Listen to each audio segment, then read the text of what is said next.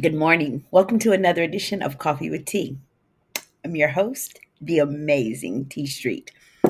Yesterday, someone said to me, T, what kind of coffee are you drinking in the morning? You make me want to drink coffee with you. And I laughed and I said, it just depends on the day. Sometimes I mix my coffees and grind them at home. And sometimes I get a K cup. It just depends. I really love coffee. And so, I avail myself as often as I can of the ability to drink coffee. This morning, I just wanted to jump on really quickly and say, whatever you do, don't skip the process of removing shackles placed on you by other people. Can I tell you something?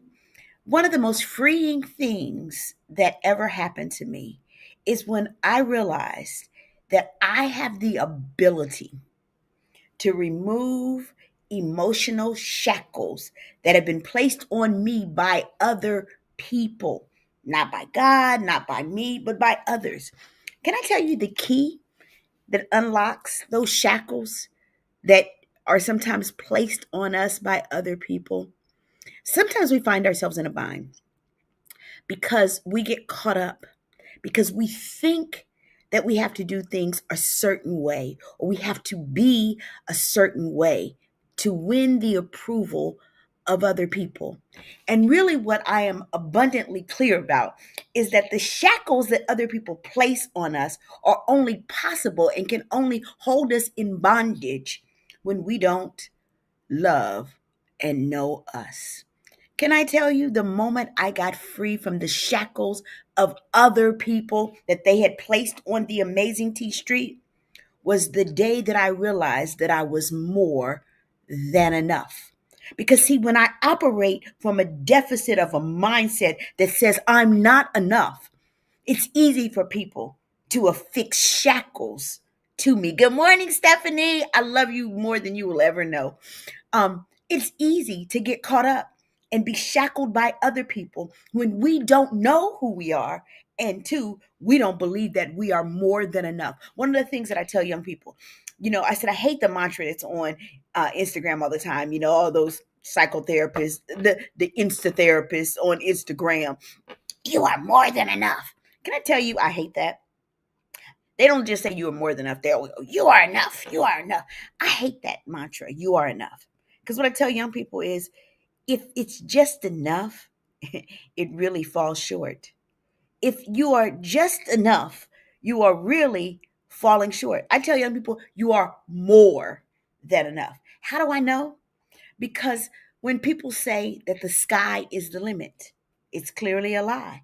How do I know? Because there are footprints on the moon. So if the sky was the limit, the footprints on the moon would be impossible. Who we think we are is only this much of who we really are. That which is in us is so much greater than we ever allow to be manifested. And I'm not talking about the manifestation, I'm talking about than we ever bring to bear on the earth. Who we are is more than enough. But when we don't understand that and we don't know us and we don't love ourselves enough, we allow other people to put us in bondage. But let me tell you something. What I will never do is walk small because other people won't walk big. And then they what? Project their smallness onto me. I wasn't called to be in shackles because the word of God says, he whom the Son set free is free indeed. So you can believe whatever you want to believe about the amazing T Street. But as for me in my house, I know who I am. I know whose I am. But more importantly, I know that I am more than enough. And when I know that, I know how to unlock the keys to the shackles that other people try to place on me. When people say, T, you should be doing this, I'm like, baby, I know who I am. You don't get to define what my destiny is. You don't get to tell me what I'm capable of. Because guess what? Unlike you and unlike some other people, I'm abundantly clear about who I am. And so, one of the first things I teach young people is how to love themselves unconditionally and without apology. I'm not talking about narcissistic love, I'm talking about the love that breaks the curse of low self-esteem. And yes, guess what? Low self-esteem is a curse and it is generational. And we have got to break the generational curse of low self-esteem that we pass on to our children. Understand this. I'm not teaching children to be arrogant. I'm teaching them to be confident because when they are confident, They don't get caught up in drugs when they know who they are. When they are confident in who they are, they don't allow their peers to push them in directions that are not theirs, because those are shackles that other people are placing on them. I came today to tell somebody, don't skip the process of removing the shackles that are placed on you by other people. How do you do that? Know your worth. Know that you are more than enough.